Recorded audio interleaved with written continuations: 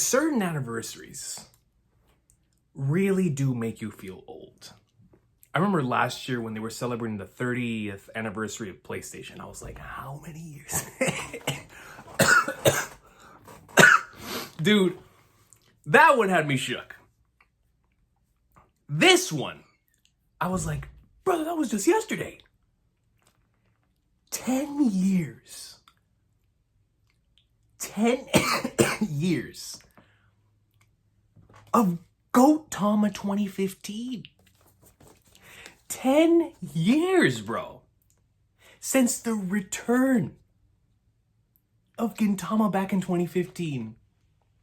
Which gave me, my all-time favorite anime season.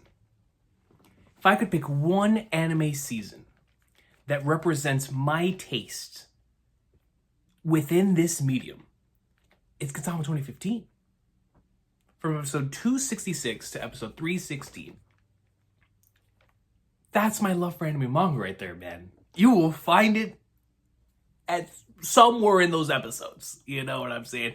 From the amazing one-shot episodes like Oil Rain, to the obvious, incredible serious arcs, to the amazingly hilarious comedic arcs, the emotional stuff. That's my jam right here, man. And I think what's so special about it for me in particular is in 2014, was it 2014? I think it was 2014. 2014, 2013, somewhere on there. And when I first started watching Gintama, it took that break after Court-san of a Nation. In what was already a spectacular stretch from like episode 202 to 265 that ended with the Obi-Wan arc. That was the last that we'd seen, right, of Gintama. And so whenever we left off on that, I switched over to the manga and experienced that legendary stretch that I still hold very near and dear to my heart, that the anime would then cover with 2015. But what's so special about it here is I just finished getting up to date with the manga, right, when we were covering the Shogun Assassination greatness and the Farewell Shinsengumi greatness, and in the midst of that, we got this announcement that Gintama was coming back, and when it dropped, it was like all of us in the Gintama community were like, dude, it's almost time, because obviously we're all extremely excited for what's to come, for them animating the material that we were reading, right, on a weekly basis. But the experience of the stuff that was to come, we were all equally as excited for. Like I remember the hype behind like the Soul Switch arc or the Shinigami arc, and so many of them were like, yo, I can't wait for this episode. Joy Patriot, hilarious stuff there as well. The gender bend stuff, right? Like Oil Rain was a big one for me, man. I couldn't wait for that one. And so there was so many of these different episodes that to maybe to some individuals, or it's just like another episode within the series, each individual adaptation was just so incredibly important to us in the community at the time. Because of course it was one step closer to what we couldn't wait to see. But the adaptation in of itself was so good that we were invested, man. And I just really loved that point in time. It was probably from an anime standpoint, because from a manga standpoint, definitely like the weekly One Piece experience, the weekly Gintama experience for sure, the weekly like Thousand Year Blood War experience, the originally in the manga, and a few others definitely hold like my heart in regards to favorites from a manga standpoint. But from an anime standpoint, Hunter x Hunter 2011 towards its end was extremely special. But I feel like Gintama 2015, because of everything that I'm talking about here, the storm that was the channel being, you know, obviously heavily Gintama and One Piece at the time, half and half, it was just a perfect storm of the manga being so hot at the time, people getting into it in the anime at the time, and then all of us just, the excitement was so high that each and every single episode felt it so important. And now when I go back and rewatch those episodes, I not only have the episode itself that it's giving me the entertainment value, but I also think back to the memories of that week, right? And we used to do a whole bunch of stuff on the old channel for each of the arcs, right? Comparing it between the anime and the manga and stuff, and all those memories just come back. And it's just a really special stretch of the series for me. Obviously, similar to the Paramount War saga in One Piece, the entire series is leading toward that point, right? And then obviously we feel that way again with the final saga, with literally the entire series is here. But everything that was leading towards Marineford in that series really makes what comes before extremely special. And I feel the same way about Gintama 2015, where the entire series is leading into those final 4 arcs, and what precedes it ends up having like the core of what makes Gintama so special. All the way from, I would say even before Gintama 2015, from the Catherine episode 206, until episode 299, you have so much of what makes Gintama insanely special right there.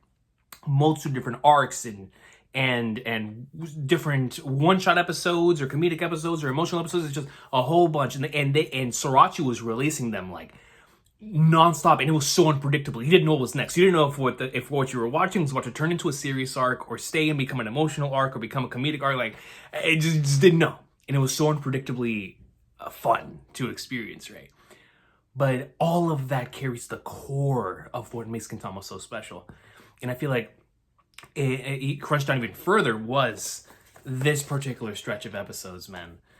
And they're just really, really important to me. I love these episodes in both the sub and the dub, you know, because Gintama's sub to me is like out of this world, man. That's a generational cast of characters for us to, or cast of voice actors and voice actresses that we were blessed to have within Gintama, right? With the Japanese version, but I really, really dug the English version as well. It reminded me of if I was watching like an Adult Swim series whenever I was younger on TV, and it was just it was, like I said, it's the combination of so many different things to make this season so special to me. But above all that, it's really those memories of experiencing the thing weekly as it was ongoing. Just seeing how they would adapt certain things. I will never forget when each opening dropped, man. Day by Day, Pride Kakume, and Beautiful Days, when all of them dropped, and with their alternate versions as well. It was just a great time. And then the endings, man, like when Glorious Days dropped with the Shogun Assassination trailer, dude, those are some things you never forget. You know what I'm saying? Like, it was, obviously I lost my old channel in the midst of, right at the beginning of the Shogun Assassination arc. But it didn't even matter, man. Like man, the love for Gintama and One Piece and where they were at the time. One Piece was in the middle of, right at the beginning of Zou, like right in that time period, right after Dressrosa, and it was so incredibly exciting there. And then in Gintama, we were both in, I believe it was Rakuyo, either Rakuyo or yeah, it had to have been Rakuyo, and then this stuff, the Shogun Assassination stretch in the anime. And so like, I can't stop doing YouTube. Are you kidding me? I don't care if I only have one person watching. Like, this is too much peacapping. But it's all of those things that come back to my mind whenever I go back and rewatch these episodes, and I rewatch them all the time. That really make them special to me. And so it's been 10 years, and I just wanted to make this video celebrating 10 years of a season that truly represents my love for this medium. Because I can, like I said, I can go back and rewatch any of these episodes, and the entertainment value itself within there represents exactly what I want within anime as an art form, anime as a piece of entertainment that we can all experience. But then that accompanied with the weekly experience and the memories attached with it and how much it means to me personally, it's just like, it's a recipe for peak, man. Recipe for peak. Like, dude, speaking of memories, I remember when the Saint Seiya thing dropped. I remember when the Saint Seiya thing dropped with the episode that ended not only just on the Saint Seiya crazy ending that was so much fun, but it was the comedic joke that was going on throughout the whole episode. And just all of that, man. I remember the profile pictures that so many of us had, because like Gintama was just so hot at the time. And it felt like everyone in my circle of individuals that interact with on a regular basis, we were just all like super into it, right? And that causes, of course, for not only the entertainment experience to be incredible with watching the actual episode itself, but then being able to discuss it and all of us sharing the screenshots and the manga comparisons, and it was just such a wonderful time to be a fan of this series. And so I just wanted to give a huge shout out to Gintama 2015. 10 years, man. 10 flipping years. I remember before Shogun Assassination started airing, I made a declaration that said the series will never be the same after this. Specifically, the community of Gintama will never be the same after this. And if we thought Gintama was getting popular during 2015, after Shogun Assassination and Revolution Sugumi aired, it changed forever. Like, Gintama became extremely popular after that. It was no longer the underrated gem, right? Like, it became one of them, and it's respected nowadays as the way it should be, one of the all-time greats of the medium. But when that was about to go down, it reminded me of right before One Piece. One Piece was in Marineford, and specifically in the anime, and how that forever changed the way that series was viewed around the world. And the same thing happened with Shogun Assassination, and it was just all of that together. When I think back on it, when I remember all the people that got into the series, all the friends that I've made, all the friendships that I've made thanks to this particular season that dropped, man, it's just, like, obviously, I love all of Gintama. The beginning, the middle, and this stretch leading up until the end, and then, of course, the end itself. I love the entire series in both its anime and its manga form, and like I said, I'm a regular rewatcher and rereader of it. It's just one of those things that I continuously go back to. But this particular stretch just has that. It has that aspect that you can only have if you live through it, right? And so for those of you who caught up just recently, let me know what y'all felt about these episodes as someone who binged through it.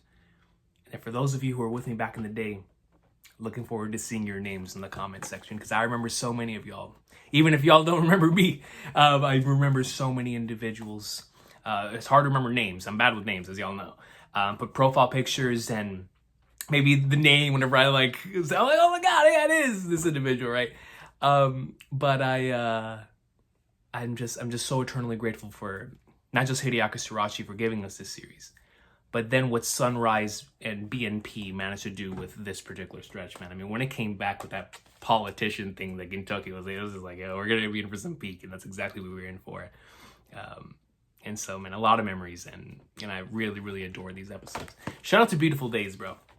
I know that no, as it should. That is peak. You know what I'm saying? No, I wanna be that. You know, in Silver Soul.